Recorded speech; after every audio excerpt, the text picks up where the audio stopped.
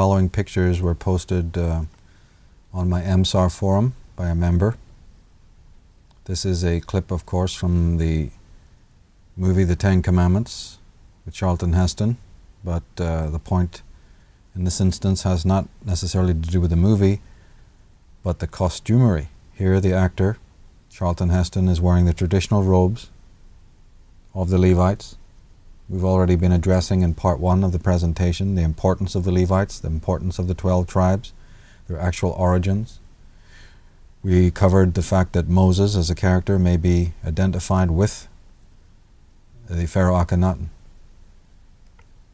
Pay attention to the red and the black and the white coloring of the tunic. All Jews will recognize that. All Jews will also recognize this Nazi flag. How many have noticed that the colors are identical? How many have noticed the Knights of Malta cross, which is nothing more than a pyramid seen from above? How many have noticed the swastika, which is originally astrological, representing the movement of Ursa Minor and also Ursa Major for that matter? It's the old symbol of Saraswati. It's the old symbol of the fire gods of the Aryans. It is also 2 stylized serpents.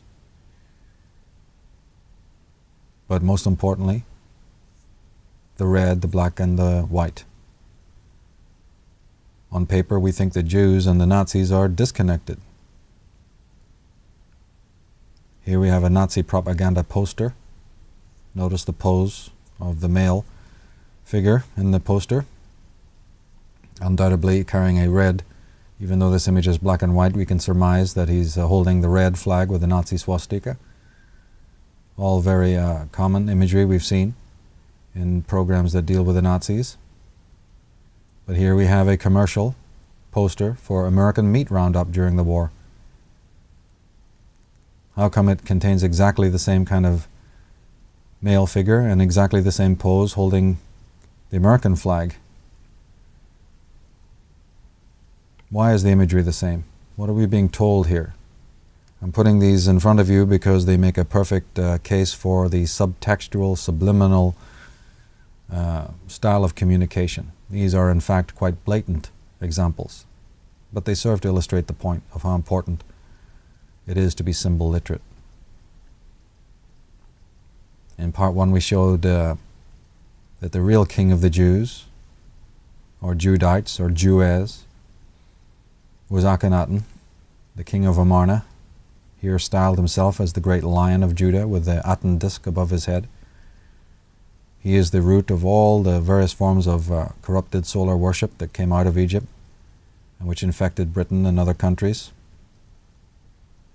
We see the lion is also shown in the Indian Vedic tradition. It's the tutelary symbol of the goddess.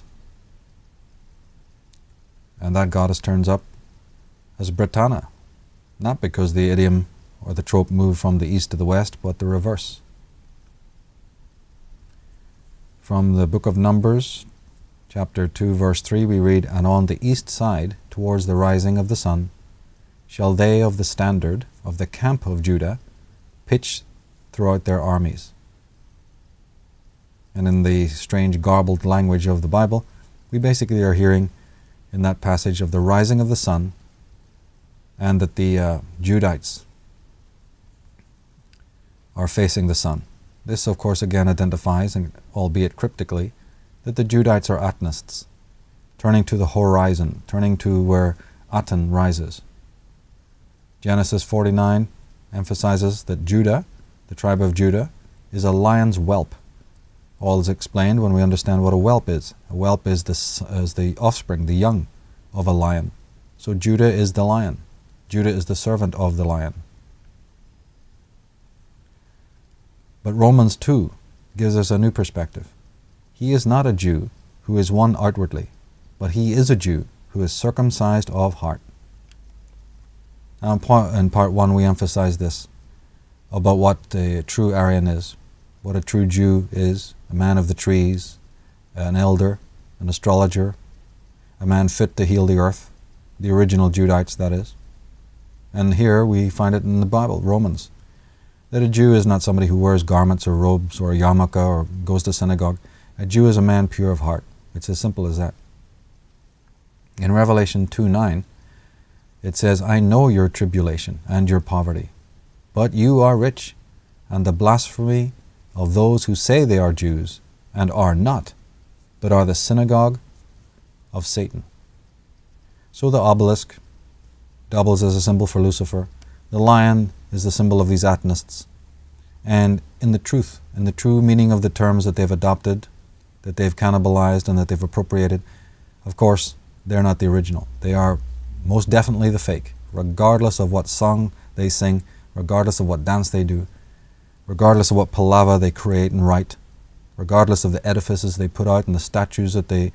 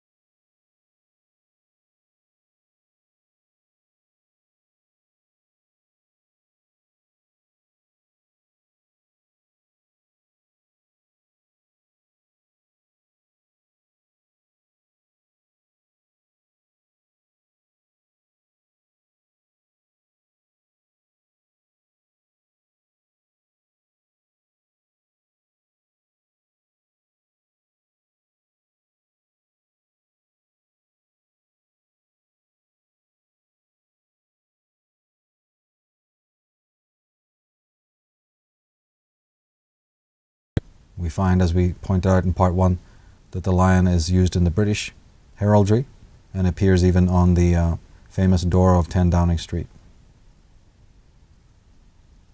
The symbol of the Jesuits.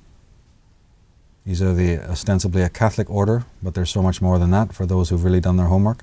Look at their logo. The IHS was sacred to Bacchus, who is a form of Dionysus. Dionysus being a form of the Celtic, or more correctly the Irish, Isus. So the Christian Jesus is nothing unique. But the symbol of the Jesuits, it just happens to be a sun disk. Many images of the Christ, of Jesus, show him with the rays, the solar rays, emphasizing again Christianity, Catholicism, Protestantism. These are all branches of Atonism, just in the same way that Atonism is a branch of Ammonism, and just in the same way that Ammonism is a branch of Druidism. The previous quotes, they spoke of the synagogue of Satan. They addressed the false Jews. On the left we see a symbol of the British portcullis. It's actually a symbol for the Revenue Department of England, and it's designed with 12 squares like a Cohen or serpent breastplate. Now the term Cohen means serpent priest. And for those who have never seen a Cohen breastplate before, the figure in the center there is wearing one. That breastplate there is of 12 gems. It's mentioned in the book of Revelation. He's the Jewish high priest, and that breastplate is often referred to as the Urim and the Thummim, with 12 diadems. The Levites, of course, were originally Irish Druids, as we saw in part 1, and not Jews as we know them today. Here's the Masonic version. Here's the Masonic compass and rule with the diadem, the Urim and Thummim, with 12 compartments. Exactly the same as the British symbol for the Revenue Department. Frederick Haberman, in his book Tracing Our Ancestors, says the Druids were dressed in white robes, the bard in blue. The Archdruid wore a golden breastplate set with 12 jewels, similar to the breastplate of the High Priest of Israel. Such a breastplate has been found on a skeleton in one of the Stonehenge tombs. In part 1 we talked about these connections between East and West. We talked about the kings Menez and Skota and Tia Tefi and Jeremiah and other Eastern peoples L.A. Waddell, the author, pointed out in his work about Brutus, the Trojan, moving west from the east, of course, albeit in later times. And here we have again clear and distinct evidence written by a leading British Israelite who is happy to tell you that the Jews got their breastplate, this very, very important piece of regalia, from the Druids.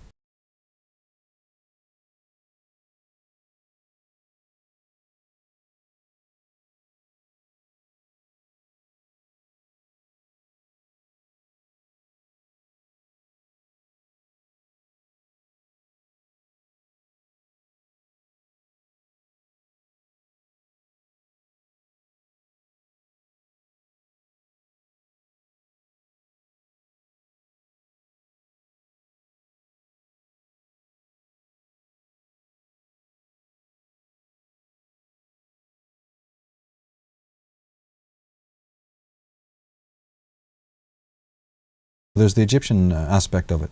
But in our work we always emphasize that most of the Egyptian traditions, especially those of the Ammonists, which certainly go back to pre-dynastic times, meaning much further back than the history books and the Egyptologists are wont to tell us, these were inherited from the Shemsu Hor, or the disciples of Horus, that I believe came from the West, the Druids. George Smith, in his book The Gentile Nations, published in 1853, this is a book on the Egyptian origin of Hebrew religious symbols. He says, when engaged in judicial duties, the archjudge wore, suspended by a chain from his neck, a small figure ornamented with precious stones. This was a representation of the goddess worshipped under the twofold character of truth and justice, and was called Thumé. It has been supposed, with good reason, that this was a corruption of the same patriarchal element afterward developed in the Hebrew religion as the Thummim of the high priest. The picture at the bottom right is of Sir Thomas More wearing what is known as the chain of the Essen, or the Esses. It has little S's all the way around it. With the in the center, it's the Triskelion of the Irish. But the S's collar is obviously a rendition of the god, the sun god Essa. Here we see Pope Paul VI wearing the Jewish Cohen breastplate that we've been talking about. So it turns up in Catholicism now. The popes are wearing it. Well, we've always been mentioning that the popes are the descendants, ideological descendants of the cult of Aton from Egypt. The Vatican is a front for the all-powerful cult of Aton, which also funds the Illuminati and the Masonic orders. The chief Jesuit is referred to as the General, which just happens to be a term that Akhenaten used for himself. The skull cap, that is also worn by Jewish rabbis, was originally worn by the sun priests of Egypt. Heraldry, British heraldry, European heraldry, German heraldry, Austrian heraldry, French heraldry, Belgian heraldry, Scottish heraldry. What do we see? We see the eagle, we see the phoenix-type bird, and we see the lion and the dragon images combined. Sometimes we see 3 claws or 3 crowns representing Druidism. On the picture on the top right, the tail of the lion is very serpentine-like, representing the dragon bloodline. The flag of Wales. Wales was known as the place of the strangers or the foreigners, signifying those who invaded and settled from abroad, probably from France. Here's the standard of Scotland. An early Habsburg dynasty crest is behind it, strikingly similar to that of King William I in the 12th century, whose red lion became the standard of Scotland. It also resembles the arms of King Richard, the famous lion-hearted, and many other heraldic devices of English kings and nobles. Now, regardless of the ages that pass and of the dynasties which come and go, the symbols remain conspicuously similar. Here we have the cult of Aton red lion on the flag of Scotland. A symbol of the sign of Leo, it refers to the royal dynasties of Egypt. The fleurs-de-lis are incorporated probably to commemorate the arrival of the Knights Templar from France. They may also connote visitations much earlier in history. Here we have the standard of the Prince of Wales. We showed it in part 1. And we emphasize that at his coronation, Charles sat upon a throne bearing a red dragon emblem. His mother spoke these words over him: "This dragon gives you your power, your throne, and your authority." Well, he's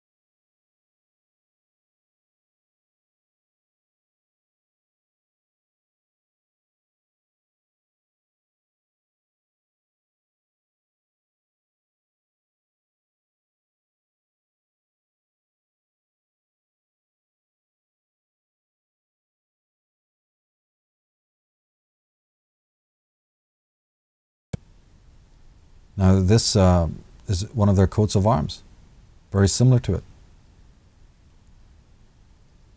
And to whom the Habsburg, Queen Elizabeth, is related to the Habsburgs. She's called Windsor, but she's related to the Habsburgs.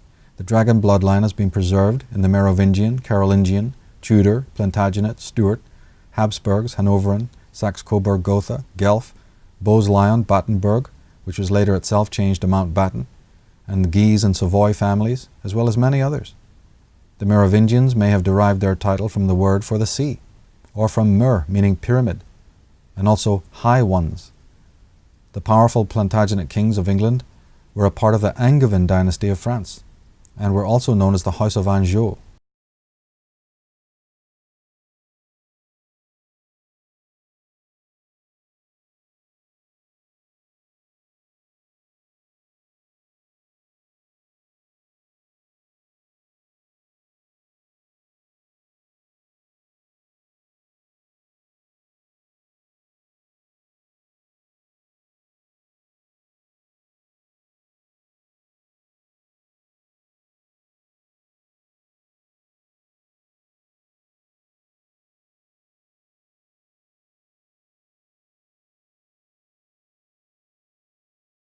Zadok is mentioned. Who was Zadok? Who are the Zadokites?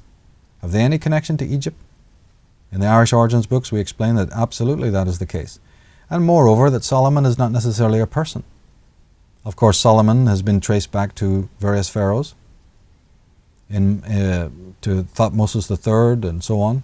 In the book we have a detailed description of which biblical figures correspond to which members of Egyptian dynasties, in the same way that we pointed out in part 1 that Akhenaten is connected to Moses. But if we look at the symbols of the lion and the unicorn, we find out that the unicorn represents the servants of the lion, the Judites. The white unicorn represents those who are the minions of, the lackeys of, the lieutenants of. The lion is on the other side representing the royals, the Atenists, because these elites, they must have servants in order to gain their power. Every coterie, every criminal organization operates hierarchically. So the standard that you see of the Queen of England, that you see so many times with the lion and the unicorn, not only represents the steering committee, the big chiefs, symbolized by the Atenist red lion of Leo and also of Aries, but also the pale white unicorn representing the house of Judah, representing those who are the disciples, the followers,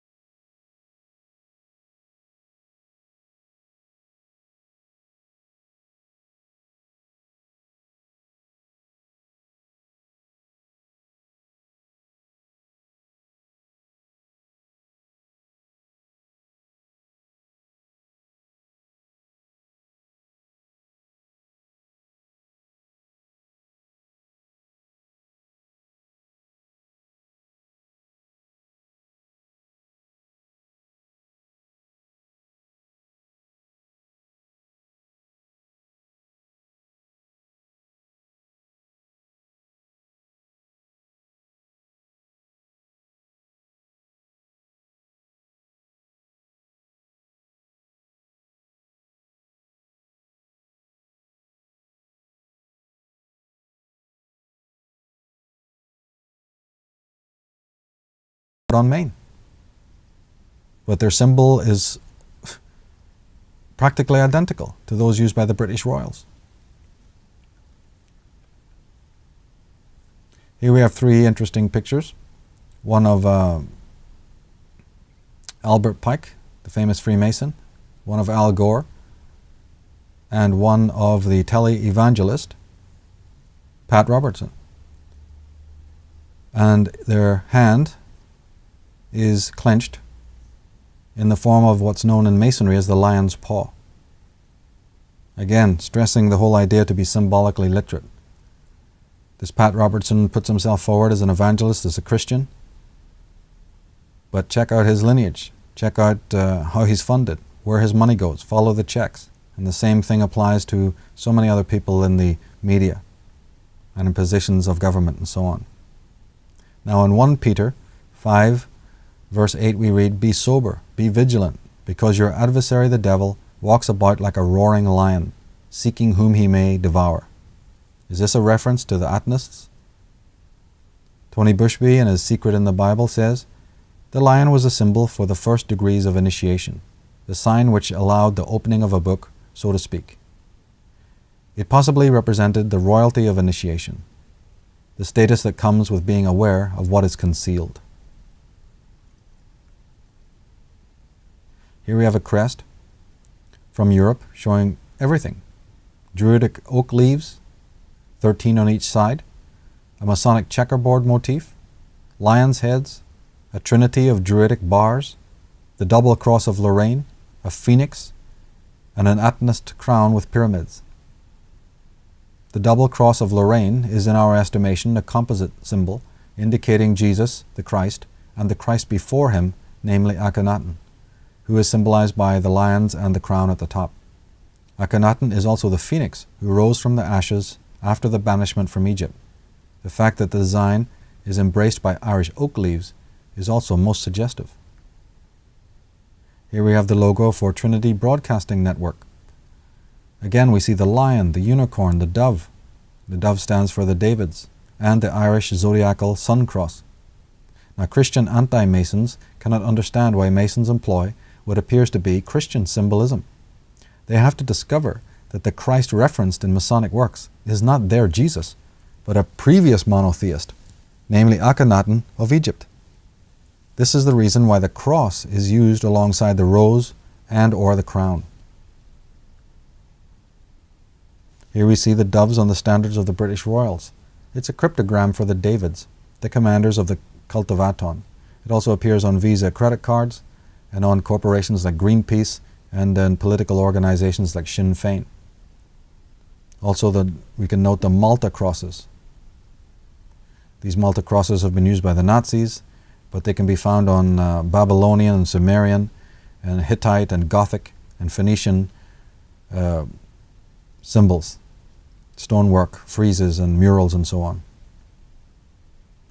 Here's the standard of the Belgian kings, showing 3 lions. Belgium is important because at the Bank of Belgium, the so-called rivals, the Stuarts and the House of Orange, kept their accounts. The Windsor family have dynastic ties to this important Masonic Atonist country. My colleague Andrew Power pointed out that the whole Battle of the Boyne, which was ostensibly fought between these rival groups of Protestants and Catholics, Stuarts and the Orange men, the House of Orange, King William I. He pointed out that you can take as many metal detectors down there to the Battle of Boyne as you like, and you're not going to find even so much as a button or a belt buckle or a bullet or a musket or anything. His point was that there was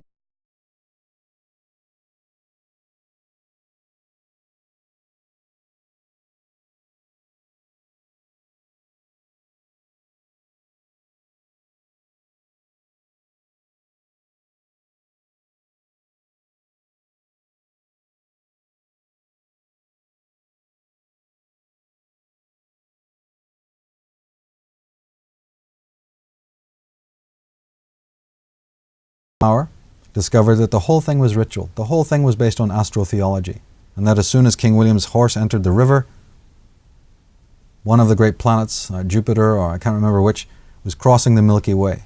That the lion and the unicorn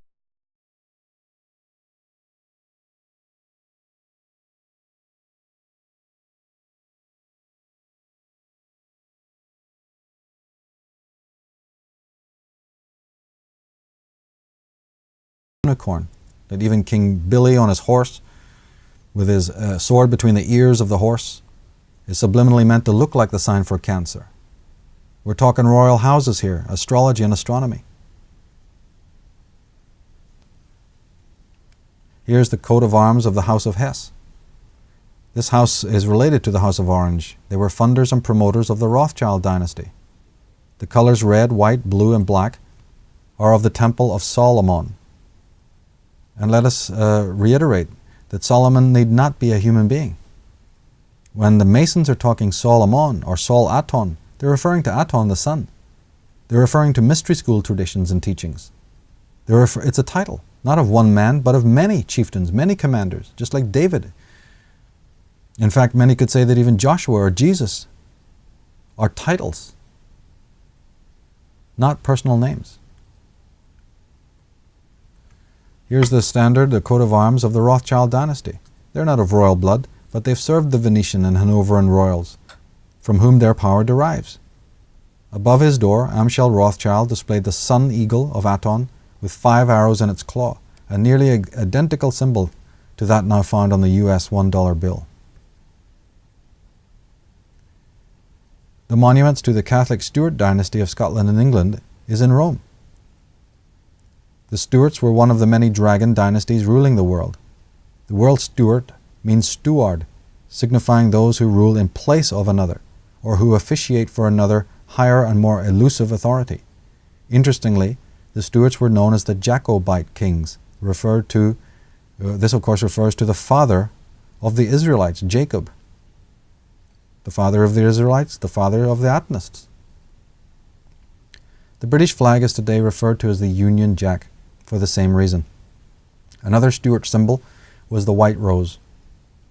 The Stuarts were powerful Freemasons, negating the idea that Catholicism is against such secret societies. The Stuart treasure was lodged in the same Belgian bank that kept the accounts of their on-paper Protestant enemy, the Hanoveran King William of Orange, as we said. William had more Stuart blood in him than James Stuart did. His own wife, Mary, was sister of James Stuart. The Stuarts only appeared to be deposed. It was James I who commissioned the King James Bible. James I was suggestively referred to as Jacob or Jacobus, hence the Jacobin period of English history. That's right. King William and his wife had more Stuart blood in them than James Stuart, the Catholic they were trying to overthrow. The Battle of Boyne was nothing more than a ritual, a ceremonial handing over of power. It's all on paper. It's all scripted for TV. It's scripted for the history books, and people accept this. It doesn't matter to a Freemason, whether you're Catholic or Protestant, Jewish or Christian, Islamic or Jewish. That's for the marketplace. In the silence of the sanctum, in the silence of the tabernacle, in the inner chambers, where they shake hands and dance on their desks and clink their glasses and chuckle, and they go up to the battlements and look down at the rest of the circus. They know the truth. There's only one God to worship. There's only one law, one world order. The Stuarts, like their close relatives, the Tudors, had close connections to the French Templars. Indeed, the French fleur-de-lis appears on most English heraldry, as we said. These royal dynasties had been exposed to Druidism via the Chaldean monks from Ireland. The name James, from the Gaelic Seamus, meant gatekeeper or guardian in the Egyptian language. In Egyptian, it is also known as Shamar or Shemez. It may also relate to Shemsu, meaning disciple or follower, in this case, disciple of Aton. Lawrence Gardner, in Bloodline of the Holy Grail, writes, in Britain, during their later exile, the Stuart kings were at the very forefront of Scottish Rite Freemasonry, which was founded on the most ancient of all arcane knowledge and universal law. Their Breton heritage was closely allied to the noble families of Boulogne and Jerusalem, and their background was largely Templar-inspired. We turn again to the Caesars of Rome. These are creators of a worldwide empire that subjugate the nations, subjugated the nations and decimated tribes. The Romans dominated Egypt for 400 years, from the time of Augustus in 30 BC to 395 BC. Their empire was colossally wealthy. Many emperors were distinguished by terms and titles such as Divi Filius, meaning Son of God. They considered themselves supreme gods and kings of the known world. There was no room in their world for a reluctant Jewish Messiah of obscure heritage. The Jesus of St. Paul and of Rome was a clever frontman for someone who, like the very Caesars, had a very definite heritage and who also aspired to the creation of a new world order, to replace one that was lost. The Roman Jupiter, Ammon, was a version of the ancient Egyptian sun god Amun, or Amun-Ra. Julius Caesar was deified in the temple of Ammon.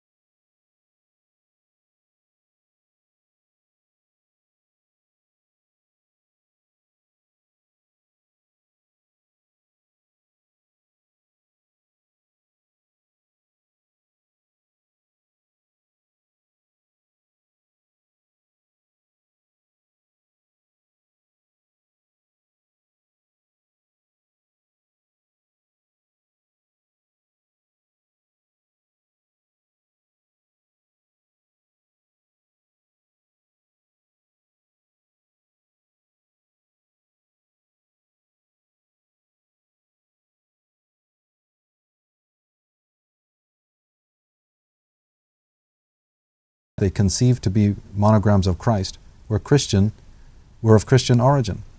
The cross is as common in India as in Egypt or Europe.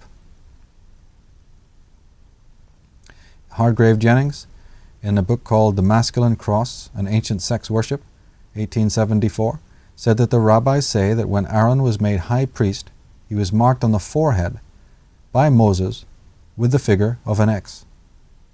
This is the same X, the same cross that we find on the heraldry, on the coats of arms, and even on the flags. It is still preserved today. As seen on the flag of St. George, the Ulster flag, and the Union Jack of England, the Red Cross has a very old history going back to Egypt and the worship of the god Set, who is connected with the colors red and blue. An ancient name for Egypt was Morai, and the hieroglyphic for this word featured a circle and cross identical to those seen on many flags and emblems of the world, particularly those of Britain. The word Mor, or Mer, also referred directly to the Giza pyramid and to the keepers of the knowledge of the pyramid. And we saw in part 1 that the Mor, or Mer, gives rise to the Merovingians, a very powerful dynasty. And of course, wouldn't those Merovingians then be using the symbol of the Egyptian serpent? Wouldn't they be using the symbol of the sun? Wouldn't they be using the symbol of the pyramid? So today when we find massive corporations, not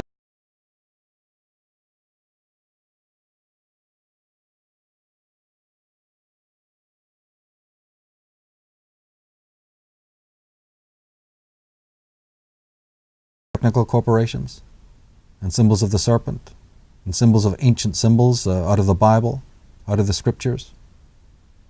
Are these the insignias and emblems of the elites who've bought and paid for these corporations and who secretly run them from behind closed doors? The Red Cross, therefore, it is a word, Merovingian, connects to secret societies and their knowledge. Expert on Egypt, Ralph Ellis, has discovered that there may be good reason why the Craft Lodge of Freemasonry is known as the Blue Lodge, and why Freemasonry have blue degrees, and why it is that blue is used by the super elite order known as the Knights of the Garter, founded by King Edward III in 1348, and presently headed by the Queen of England. Ellis has shown that there is a connection between the legendary St. George, the Dragon Slayer, and the god Set, who also entered into combat with the serpent Apophis, using a spear to overcome his serpentine adversary. One of the meanings of the Egyptian word Set is garter. The name also means secret. Like the ancient worshippers of Set, and like the Egyptian nobility, the Knights of the Garter wear a blue-colored band upon their person. It is usually hidden from view or kept secret. But a look at the symbolism of various corporations and government bodies reveals much use of this blue ribbon or blue band or tie. A master mason is bestowed a jewel upon a blue ribbon. St. Michael is a variation of St. George. In Egyptian, the name Michael is Makel, meaning blue. The knightly connection is made sensible when it is realized that the god Set was often the tutelary deity for commanders in the Egyptian military. He was considered a god of war and conflict. He presided over the hot red deserts and over storms and natural disasters. In Egyptian, a title for Set was Djuji. This is the probable origin of the name adopted by so many British kings, George. The name refers directly to the god Set, and Set had been the original god of the Hyksos dynasty, who later became followers of Akhenaten and his Atenists. It appears that the flag of England that contains the Setian red cross and blue background is nothing less than an Atenist flag, pure and simple. The pharaonic crown of Lower Egypt, the area dominated by the Hyksos, was known as the Deshret, or the Red Crown. Of course, Egyptologists know all about Set, and Set is in fact often considered a god of evil. Probably we can interpret it a little bit better than that. Probably we can say that it's not that Set himself, the god, actually represented evil, but that he was the god of the evil ones. When we understand the nature of the Hyksos people, we might find that it's because those people were so despised and so hated, that the god that they worshipped is not so much the god of evil, but the god of the evil ones. Now, ergo, it is not St. George who is the patron saint of England then, but Set of the Hyksos. In general terms, whenever the code term red is used in the Old Testament, it denotes the Hyksos dynasty. Connected to the Order of the Garter is the most distinguished order of St. Michael and St. George, formed in 1818. Additionally, legend has it that the senior members of the Merovingian dynasty of France, and these are founders of the Knights Templar order, had birthmarks in the shape of a red cross. Madame Helena Blavatsky, in her Isis Unveiled, says, archaeological explorations have indicated him, that's St. Michael, as identical with Anubis, whose effigy was lately discovered upon an Egyptian monument, with a curvace and holding a spear, like St. Michael and St. George.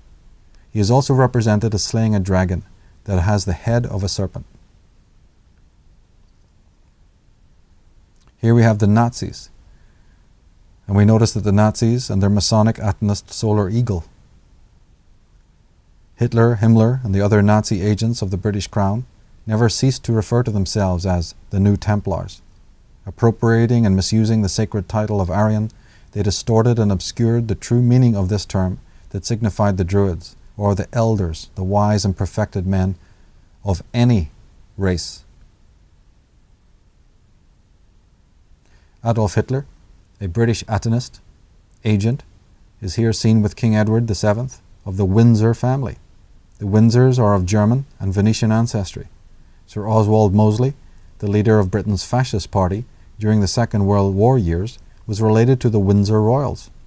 Greg Hallett, the author of Hitler Was a British Agent, has exposed the connections between the Nazis and the British Crown. In his Mein Kampf, Hitler hypocritically professed hatred for the world's aristocracy. When it comes to contradictions of history, they're without end. And here we have one. We showed earlier the similarity between the tunics of the Judahites is exactly the colors of the Nazi flag. Here we find out that Hitler, who's nothing more than a British agent, employed, like his henchmen, Karl Haushofer and Rudolf Hess, all employees of the British Crown, the British aristocrats.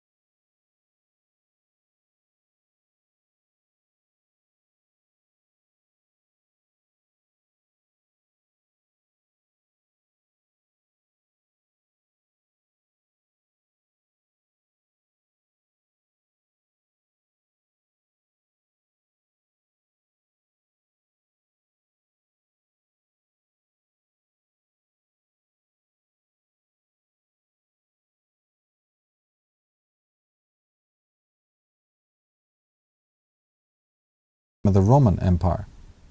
It particularly attracted men from the Roman military and was very popular among Romans in general. The sun god Mithras, or Mithra, overcomes the bull of Taurus. Mithras represents the sun moving from the sign of Taurus into Aries. This astrological phase shift had obsessed Akhenaten and his Atonists.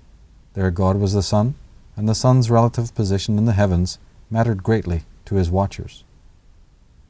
We can refer you to the Irish Origins Appendix number 9 and to the book Terror and the Illuminati by David Livingstone that explores these other sun cults.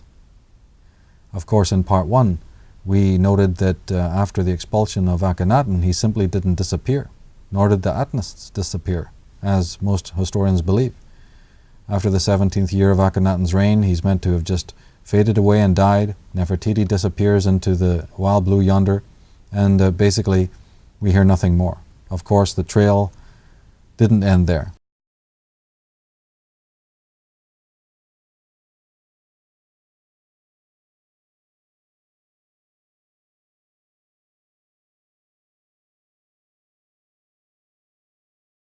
Akhenaten's expulsion. Various other very similar cults of the sun, solar cult type groups and belief systems start appearing. And we need to bear these in mind, because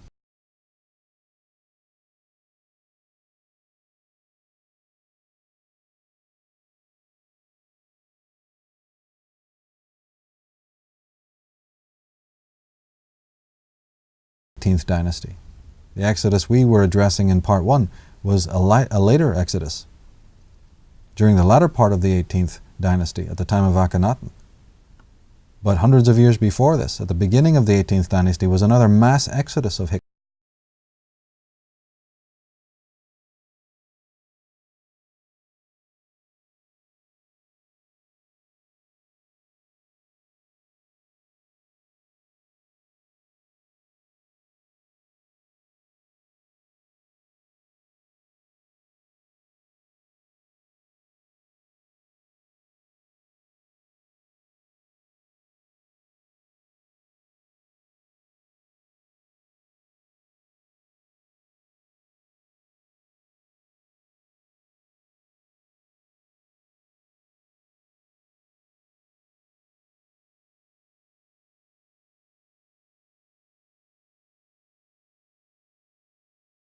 They may have been connected to the Amorites and the Cretans and the Minoans, so these people would have found homes. And therefore, not wanting to lose their empire again, we find various Roman cults of the sun appearing. In fact, we find Christianity appearing in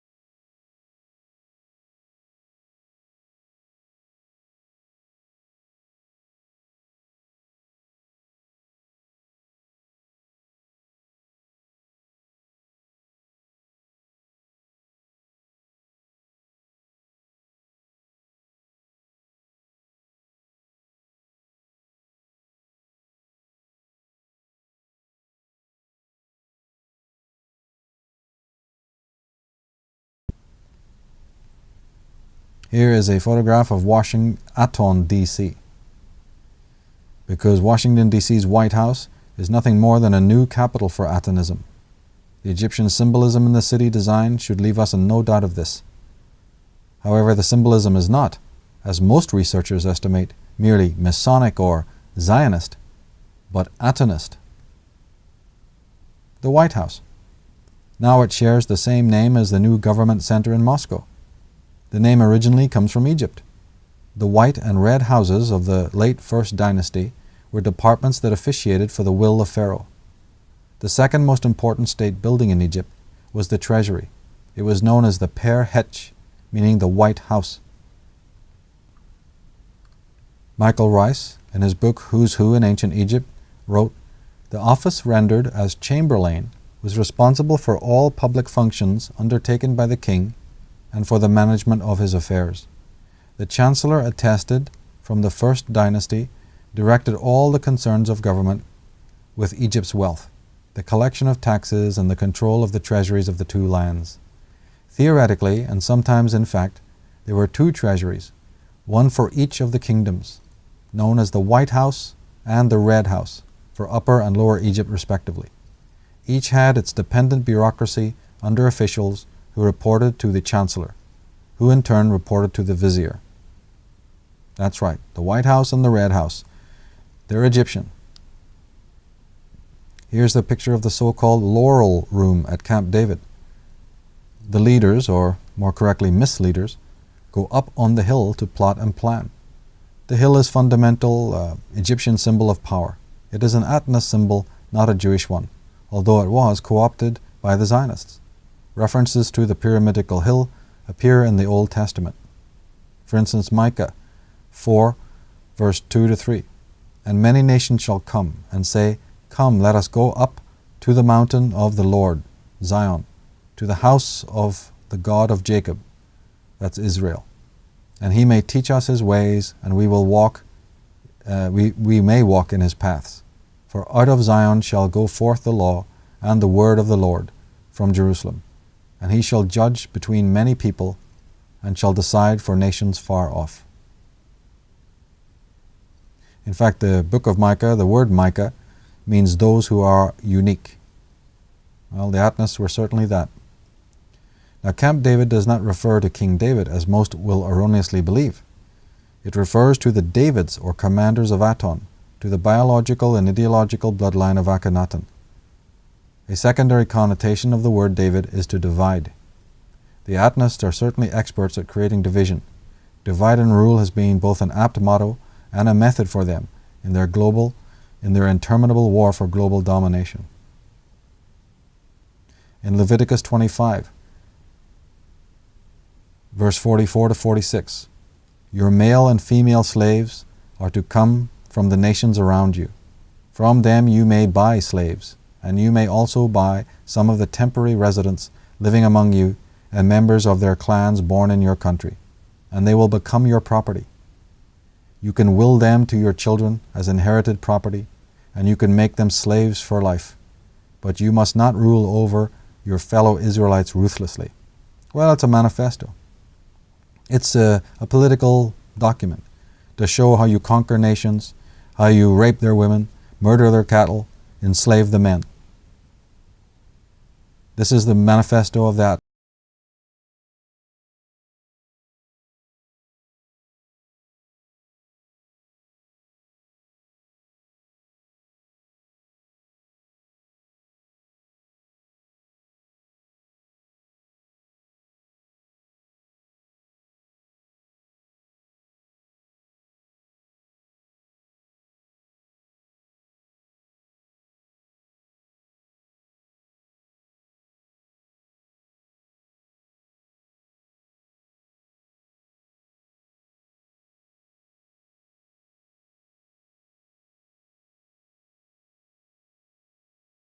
Isaiah 60. Foreigners will build your walls, and their kings will serve you. Your gates will always stand open. They will never be shut, day or night, so that men may bring you the wealth of the nations. This is Akhenaten's new kingdom. This is the new world order. This is the new Israel, the new Zion. What was lost in ages past, in the old world disorder, will be rebuilt again in the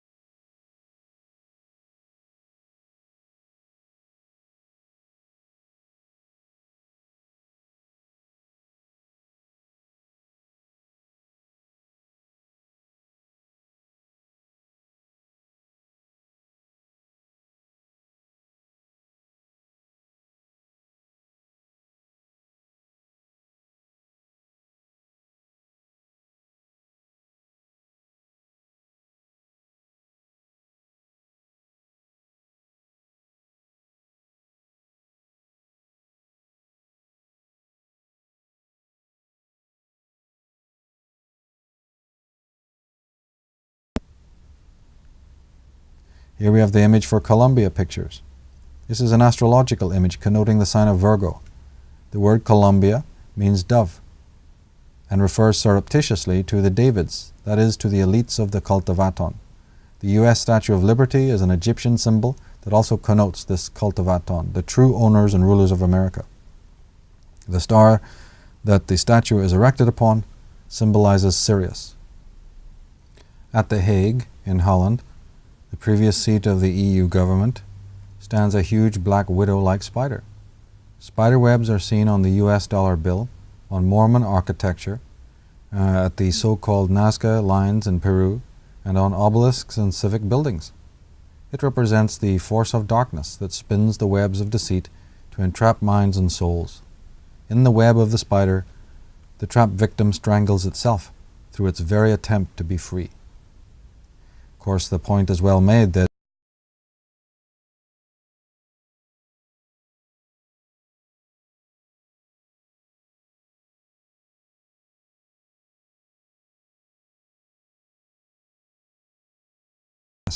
who have little knowledge. As the poet Alexander Pope said so wisely, "Drink it or touch it not, the Pyrenean spring. A little knowledge is a dangerous thing." We're dealing with people who have great knowledge. We're dealing with adepts, corrupt as they may be, but slimy and intelligent and ruthless. So it takes a certain kind of knowledge, as we've been saying all throughout this presentation. It takes a certain kind of understanding of the way the world works. It takes us to go up to the high windows, to the high balcony, and look over the whole of creation, the whole of the world. We have to start seeing, instead of one square on the board, try and get a glimpse of the whole board game.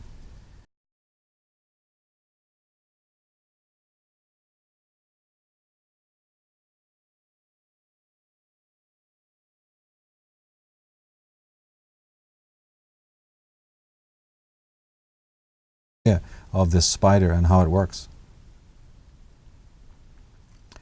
Here's the original symbol of the Dodge Company of America. We've been talking about the takeover of America and how the various corporations are employing this Masonic symbolism and Atonist symbolism. Well, the car company's original logo prominently featured Judaic or Atonist star of the Davids. Now that's been replaced with the Martian ram's head in blood red colors. And we emphasize, of course, that the ram is the symbol of Aries, which was sacred to the god Aton and to the Atonists. ABC Towers, a media network area in Los Angeles, significantly the building of this media leviathan, are shaped, both buildings and they're shaped like two equilateral triangles. Well, two such triangles interwoven make a Star of David again, the emblem used by the commanders and officers of Aton. Here we have Nabisco and the Neotech organization. We're just examining these logos. Like so many corporations and institutions of the world, these company logos prominently feature Masonic emblems and symbols. The Cross of Lorraine and the pyramid have been incorporated into both designs. And this symbol can be found throughout the corporate world. And of course the Nabisco symbol there also incorporates the pyramid. We talked about Lorraine. We talked about Charles de Lorraine and how instrumental he was, a figure in the Knights Templar, the Rosicrucians and the Freemasons, and also the Illuminati. And that how instrumental he was influencing Adam Weishaupt, who went on to influence the founding fathers of America. And of course, in homage almost, these dignitaries, these elevated ones, begin using these symbols of these ancient dynasties and these ancient royal houses of Europe. Here's a couple of other examples. Philip Morris with a very royal style coat of arms featuring a lion and unicorn. The Marlboro Corporation using the pyramid and even the removable capstone. Their packs feature the Egyptian pyramid, but if you open the lid of the box, it's like removing the capstone of the pyramid. Is this just coincidence? We would do well to question the identity of these dynastic concerns who've made fortunes importing and purveying tobacco, sugar, caffeine, opium, and mercury. We mentioned in part 1 about the Atlantis book and the appendices.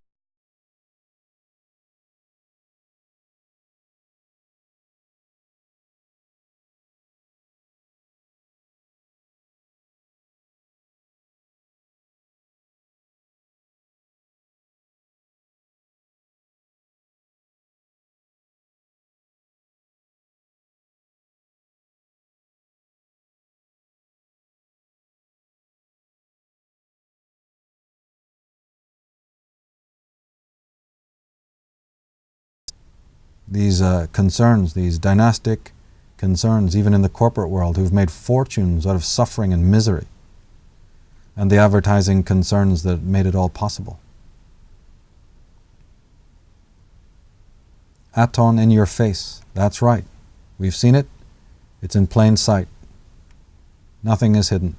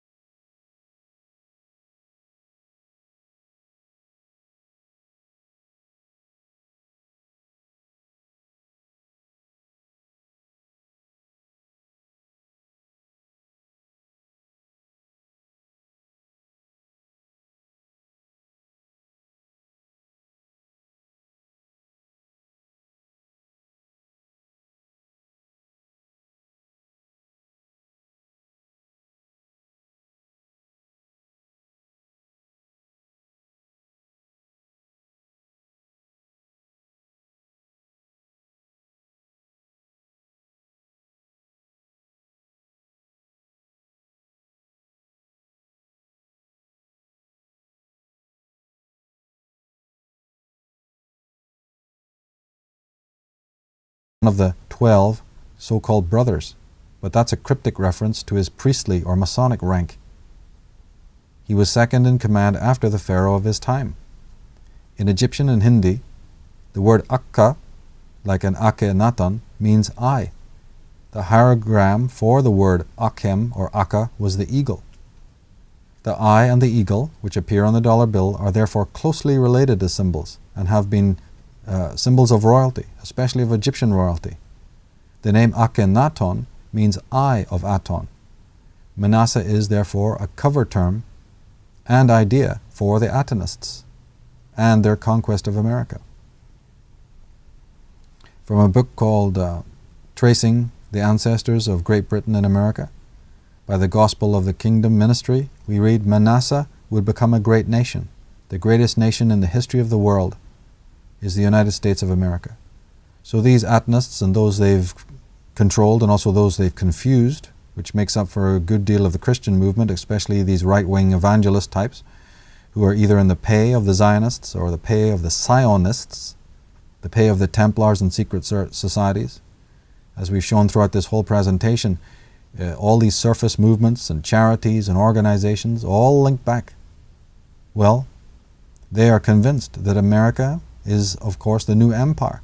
Akhenaten wanted to replace an empire that was lost. Britain, the empire upon which the sun never sets. And then from Britain, the move towards taking America, colonizing America.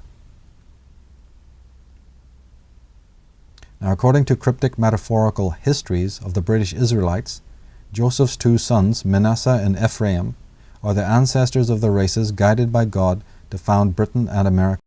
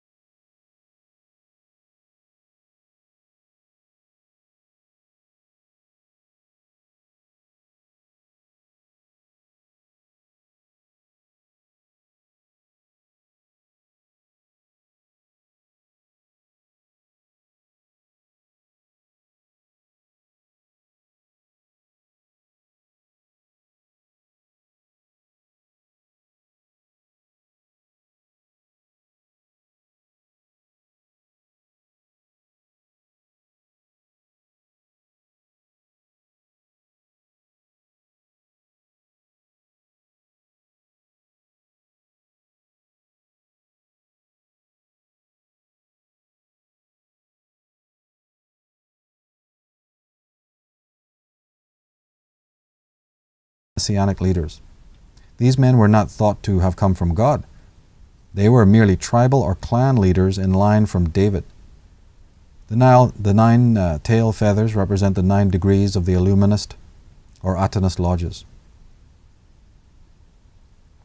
The famous symbol of the compass and the rule. This design has a subliminal property of being configured like the letter A, which stands for Akhenaten and for Aton. It is often shown with sun rays, along with a 5-pointed star of Sirius. The chief Masonic motto is Per me regis regnant, which means through me kings reign. We might now know who this me is. We also see the letter G, mostly in uppercase, along with the Masonic compass and rule. The letter G, rendered in lowercase, however, appears to be serpentine in form. This is another reason why it is employed by the descendants of the so-called Dragon Court or Brotherhood of the Snake. Many kings were known as George, with a G at the beginning, and the Red Cross of England is also known as St. George's Cross. Now, Akhenaten referred to himself as the architect. That is a term well known to Masons. Their supreme archon is known as the grand architect of the universe. The word carpenter, from Setepenri, the Egyptian word Setepenri, was also a title used by the Egyptian pharaohs. In Greek, the word for carpenter, poiamen, means king's counselors. So it's anything but the humble carpenter that we envision when we listen to all those romantic Bible stories of Joseph and Jesus hammering and sawing and pieces of wood in their workshop and all of that kind of palaver. Nothing could be further than the truth. The Bible is loaded, as we showed in part 1, with cover terms and code meanings and code words. There's so many of them.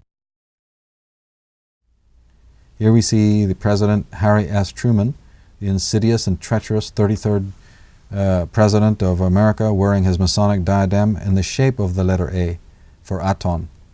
Of course, Truman was a major Zionist and one of the most perfidious creatures to ever appear in American history. We can also study the Masonic degrees. You can go to Masonic lodges and pick them up in their brochures and folders. These, we also see that the beginning stages are 3. And as we pointed out in part 1 of this program, the number 3 is Druidic. The number 3 was sacred to the Druids. The Druids divided their order that way. So did the Ammonists of Egypt. And we note basically the prevalence of Egyptian symbolism. The pyramid is seen there in that image, shaped like a letter A. There's the Druidic zodiacal or zodiacal arch. There's the compass and rule of Aton. And then there's the sunrise, the rays of the sun above the pyramid. The word Aton actually refers to the new sun at the eastern horizon, to be specific. The 33 degrees is based on the 33 degrees that the sun, that's Aton, must pass while resident in one sign of the zodiac. 33 represents the degrees of a single sign of the zodiac. For the sun to pass through the whole of the 30 degrees of a sign, and then a little bit more for the sun. The sun is also, has a certain size. So for the sun to enter in, pass through, and completely leave a sign, it's about 33 degrees. This is why it's sacred to those modern solar cultists, people like the Freemasons. A good student is given a degree today when he's ready to serve his Masonic God, Aton, Jehovah, Lucifer. The fact that most students of the world don't know that doesn't change the fact of the matter. Now, Masonic degrees bear Hebrew, or what we might want to call, for argument's sake, Hebrew titles. Higher degrees bear tags such as Sublime Prince of the Royal Secret, Knight of the Sun, Grand Pontiff, Prince of the Tabernacle, Knight Commander of the Temple, Knight of St. Andrew, and Andrew is nothing more than a rendition of the Aryan Indra, etc. As we show, these terms are Egyptian in origin. Our work is the first to reveal the true origins and purpose of Freemasonry. This G that they use stands for the Gaionim, the elites of the Atonists. The lowercase g is a sigil for the serpent and the knowledge preserved by members of the ancient dragon bloodline. The first lines of the opening verse from Akhenaten's own hymn to Aten, this is composed by Akhenaten himself. That became the basis of the Old Testament's Song of Solomon. The first lines are, "At daybreak, when thou arisest on the horizon, when thou shinest as the Aton by day, thou drivest away the darkness and givest thy rays." Again, one more anecdote showing the incredible connections between Judeo-Christianity and old Egyptian Atonism. So when this maniac Akhenaten is referred to as the Christ before the Christ and the world's first humanist and the world's first individualist and the first monotheist, there's so much truth to that in a way.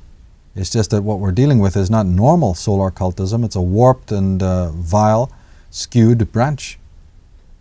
Its founder was a maniac, and the subsequent religions are of a maniacal form.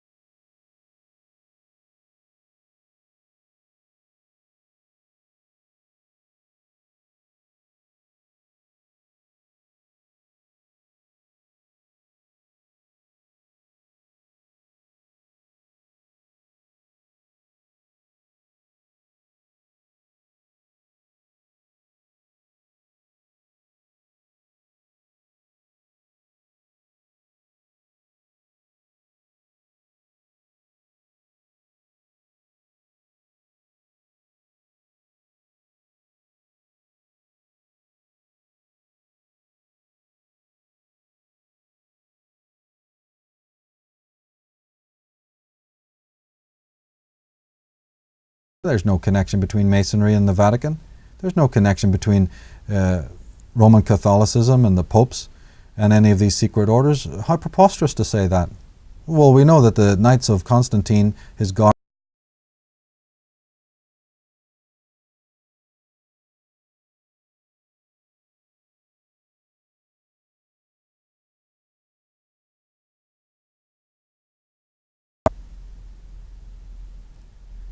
here we see on the bottom part of this picture the imperial standard of the Habsburgian Austro-Hungarian Empire that encompassed Austria, Hungary, Czechoslovakia, Slovenia, and Croatia. The double-headed eagle. It's the standard of the royals, the elites. Here it is the Austrian coat of arms under the Habsburgian reign, with a rampant red lion can be seen on the central shield. Down below, there it is with the number 33 and the pyramid, one of the many examples of the Freemasonic double-headed eagle, with the Egyptian pyramid, the crown, the sword, the number 33, signifying the highest grade of Masonic adepts. Of course, on paper, oh, dear old Adam Weishaupt and his Illuminati, they just were burning with anger about aristocracy. They were about humanity.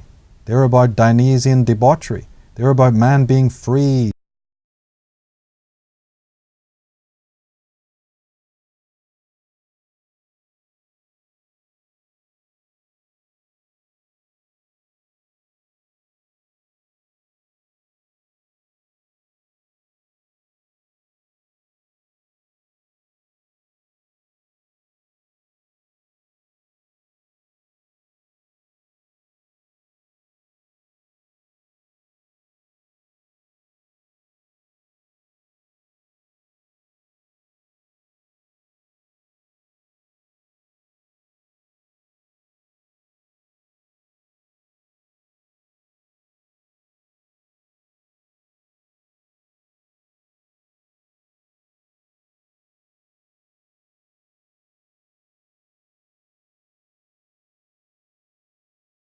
We have a picture of Buckingham Palace from the air.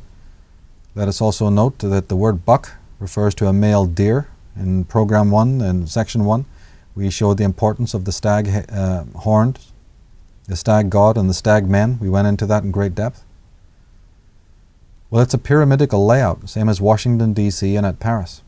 Atenists like to remember the good old days, and so to design new cities to stand for a new Egypt, to replace the one they lost long ago.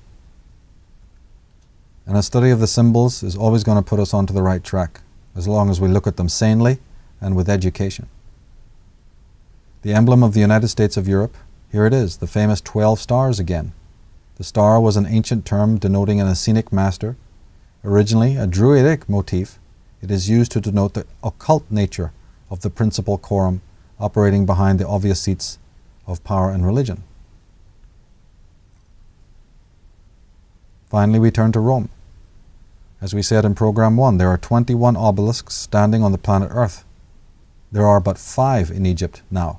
13 are in Rome. And 13 is an important number, dealing with the zodiac and with occult ritual. Now these obelisks stand at key geomantic positions. Rome, as well as many other Western cities of power, is littered with Egyptian and Irish occult symbols and artifacts. From the obelisks, columns, and fountains of Gian Lorenzo Bernini, the pyramids of Raphael, and the pagan mystery school motifs of other Renaissance masters, the Atnas creation and domination of the Vatican, and of the major secret societies can be ascertained. In the book we talk about even various popes having their private apartments completely decorated with Egyptian pagan motifs. We have a whole chapters on this in the Irish Origins book, clearly showing just how this Egyptian Atnist symbolism played a part in the lives of the popes and the bishops, as it still does. Now, Zenith Harris Merrill, in the book Roman Catholicism, states that the Vatican resides on the former temple site of the Roman sun god Mithras. The ancient obelisk phallic symbol in St. Peter's Square was brought to Rome from Heliopolis by a Roman emperor many centuries before Jesus Christ lived and before Christianity.